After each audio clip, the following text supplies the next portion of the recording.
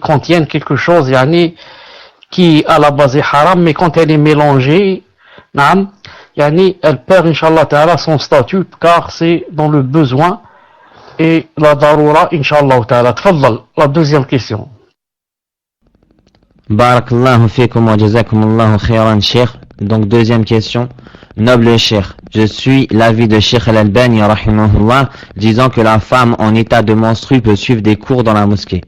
Lors d'un cours, on nous a dit que la majorité des savants est d'avis contraire. Depuis, je suis prise de doute alors que jusqu'à présent, je n'en avais pas.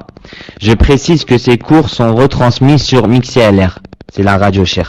Cependant, je crains qu'en n'y assistant pas une fois par mois, cela ouvre la porte au délaissement de ces assises pour X raisons. Entre parenthèses, j'habite une grande agglomération où la salafiyya est malheureusement peu présente et les cours sont rares. Ma question est, dans cette situation, quelle est votre position? Et quel est votre avis concernant le fait de suivre l'avis d'un savant alors que le consensus est d'avis contraire? Jazakumullahu khaira.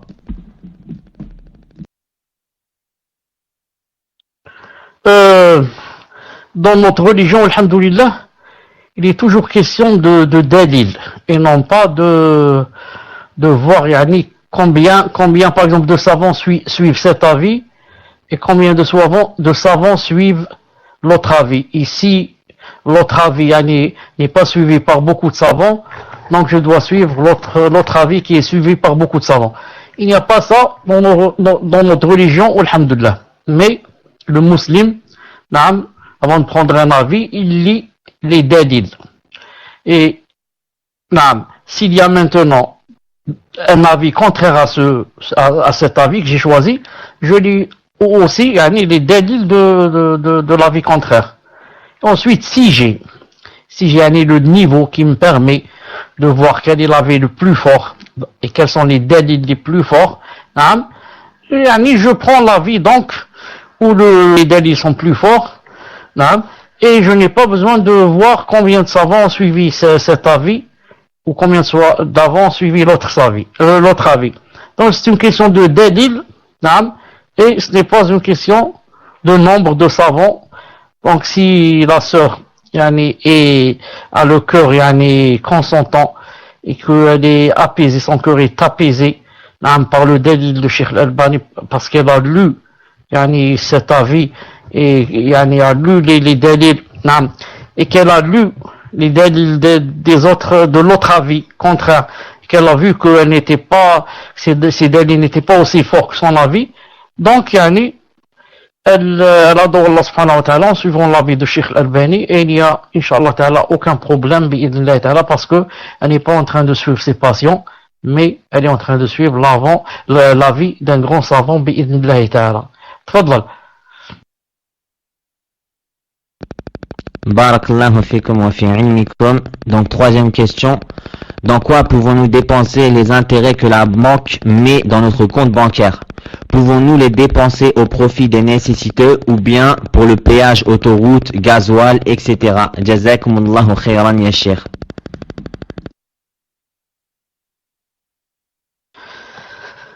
Samir, je ne sais pas les autres s'ils peuvent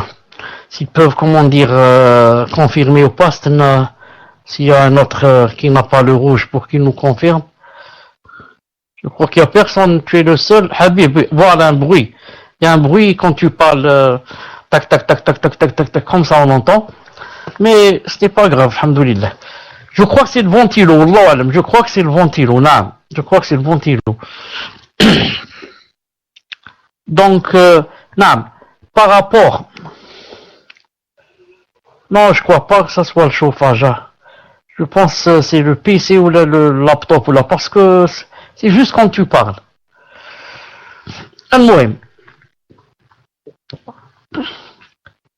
Par rapport à l'argent qu'on nous verse sur notre compte comme intérêt. Qu'est-ce qu'on peut faire de cet argent? D'abord, ce qui est plus important que la réponse à cette question, c'est de savoir qu'il est vraiment interdit et que ça rentre dans les grands péchés capitaux. Ça rentre dans les grands péchés et les péchés capitaux. De mettre son argent là où il y a l'usure, riba. Donc la première des choses qu'on doit faire, c'est d'abord retirer l'argent. Retirer l'argent de la banque et le mettre dans une banque où on ne donne pas d'intérêt ou bien carrément le laisser à la maison. Si l'argent est sécurisé à la maison. Mais maintenant, dans le deuxième cas, où on est obligé de mettre l'argent, par exemple, dans la banque, obligé, c'est-à-dire que je ne sais pas comment ça peut être obligé, je ne sais pas comment ça peut être, mais si vraiment on se trouve dans un cas de force majeure, là, et on nous donne cet argent, qu'est-ce qu'on peut faire? On ne peut pas l'employer à des fins personnelles, comme payer l'essence, payer les impôts, payer le PG, tout ça on ne peut pas. On le donne à des nécessiteux.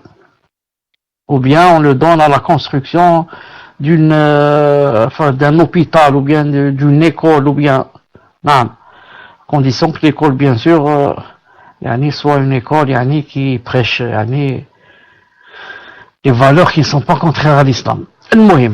Mais on ne peut pas l'employer à, des fins personnelles. Mais on doit le donner, même à des gens qui sont pauvres là, sans leur dire que ça vient de l'usure. Car ça peut lui faire noircir le corps et ne pas accepter cet argent. Voilà, Inch'Allah Ta'ala, la réponse. Tfadal.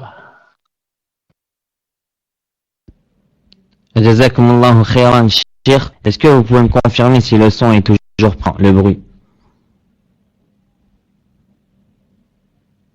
Alhamdulillah. Donc, quatrième question. Cheikh, en France, de plus en plus d'adolescents, enfants, de frères et de sœurs dévient, arrêtent la salat, désobéissent, n'écoutent pas, certains font de la prison, beaucoup fuguent, de plus en plus, on a besoin de vos conseils. Que faire avec nos adolescents? Jazakumullahu khairan. Je profite ici pour dire, est-ce qu'il n'y aurait pas ici une personne, parmi celles qui sont présentes avec nous, si oui, qu'elle contacte par exemple Samir ou Habib pour dire je suis là, c'est pas la peine qu'elle se montre carrément. Est-ce qu'elle n'est pas là, cette personne qui m'a envoyé, ça fait pas longtemps, une lettre dans le Gmail, un message, et mail en même temps pour que je lui réponde. Parce que c'est difficile de répondre sur le mail, c'est difficile d'écrire beaucoup. De mail, c'est saturé, vraiment saturé. Donc je profite, si elle est là, elle entend maintenant la réponse.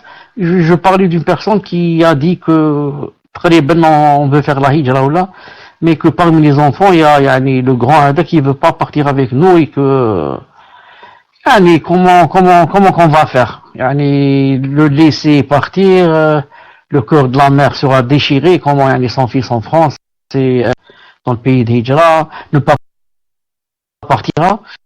Est-ce que cette personne est là, par exemple, en même temps, elle entend avec nous la réponse. Donc, qu'est-ce que je veux dire? Donc, la réponse à cette personne, si elle est là, ou bien celle qui vient de poser la question maintenant, puisque c'est presque la même question, je dis, ce que vient de poser comme cas, ici, la personne dans cette question, c'est un cas maintenant presque général qu'Allah Ta'ala nous préserve. Même dans les pays musulmans, il y a ce cas. Peut-être il est un peu moindre, mais il y a ce cas. Pourquoi? Vous savez maintenant pourquoi on a tous peut-être le même kahada dans presque toute chaque famille. Presque chaque famille, il y a maintenant un problème de ce genre. J'ai mon beau-frère comme ça. Pourquoi? La vraie cause, il n'y a pas une deuxième cause, la vraie cause et l'ultime cause et la grande cause, c'est le net, c'est l'internet. Et dans l'internet, c'est surtout Facebook, Instagram, je sais pas si ça s'appelle comme ça, et les trucs qui ressemblent comme ça. Voilà. Alors, la personne maintenant, il ouvre son téléphone, hop, il rentre dans avec chatting, ou là comment ça s'appelle, il parle direct à la fille, il lui parle direct, il la voit, elle le voit, le soir ils se rencontrent, là, donc là, ça dit maintenant, Moussiba, une grande Moussiba. Beaucoup de frères qui étaient, Masha'Allah, maintenant sont tombés dans la zina. Beaucoup de sœurs, Masha'Allah, sont tombés dans la zina. Beaucoup de vieux, là, s'il lui reste que, quelques temps, peut-être il va mourir. Il est tombé dans la zina. Beaucoup de vieilles femmes, là, normalement, elle va au hajj. Non, elle va rencontrer quelqu'un. C'est vraiment très grave. Vraiment très grave. C'est pour ça que, en même temps, puisqu'il y a beaucoup de fitna maintenant, et beaucoup de zina, et beaucoup de grands péchés, donc celui qui se retient et yasbir pour Allah subhanahu wa ta'ala, il ne rentre pas dans ces fitna, incha'Allah ta'ala, qu'il a vraiment de grandes récompenses et beaucoup de récompenses. Il rentre dans le hadith que il va arriver un temps où celui qui va tenir son dîn, c'est comme s'il tenait une braise de feu dans sa main. C'est un hadith authentique. Car s'il n'y avait pas de fitna, tout le monde serait, masha'Allah, des dévots qui adorent la jour et nuit. Mais c'est quand il y a des fitna, et de grandes fitna, qu'on voit où est la personne sincère, où est la personne qui ne l'est pas. Où est la personne qui vraiment veut Allah, et la personne qui, juste une petite passion, hop, elle part et elle délaisse Allah, elle délaisse salat, elle délaisse tout. Qu'est-ce qu'il dit en plus? Il y a beaucoup d'égareurs qui rendent ces genres de choses permis. Maintenant, moi je dis, des frères, avec Qamis et Wasmo, Qamis et Barbe, et il parle sur les réseaux sociaux avec les femmes et il lui demande de se dénuder, il la voit avec la barbe. Je dis comme ça parce que des fois c'est marié, grave. C'est même pas des jeunes, ils sont des fois mariés. Qu'Allah nous présente, je dis comme ça, je sais ce que je dis. Et puis qui leur arrive des choses pareilles, c'est des épouses qui me racontent. Ils me disent, mon mari fait ceci, mais il fait cela, il a la barbe, il a le khamis. Elle n'est pas oubliée, elle n'est pas folle pour mentir sur son mari. Non, qu'Allah nous préserve, c'est vraiment difficile. Donc je dis, Samir, il n'y a pas de réponse par rapport à celle qui a envoyé le mail. Elle n'est pas là. Si elle n'est pas là, donc je réponds pas sur son cas, je réponds comme ça en général. Pas encore, classe. Donc je réponds comme ça en général. Toute personne qui voudrait éviter les fitna, qu'elle ne commence pas par les petits pas. Qu'elle dise pas, non, moi juste j'ouvre un compte juste pour voir ceci, cela. Juste, n'ouvre pas du tout si tu peux. Tu peux ne pas ouvrir, n'ouvre pas. Si tu ouvres vraiment, reste seulement avec les sœurs, reste seulement avec les femmes. Ne dis pas je rentre dans un salon mais juste avec des hommes sérieux et ceci. Il n'y a pas de sérieux entre hommes et femmes. Pas de sérieux. Tu es une femme, éloigne-toi au maximum des hommes. Tu es un homme, éloigne-toi au maximum des femmes. Essaye de n'avoir aucun rapport. Aucun message, aucun rien. Mais si tu veux ouvrir la petite porte, non, c'est juste pour demander ceci, c'est juste par amitié, c'est juste par curiosité, juste ceci, ça se termine dans quelque chose de très grave. Donc, que la personne fasse beaucoup de doigts, qu'Allah Ta'ala la préserve. On ne sait pas quand est-ce qu'on peut mourir. D'une minute à l'autre, la personne peut perdre son dîn et va recommencer à zéro.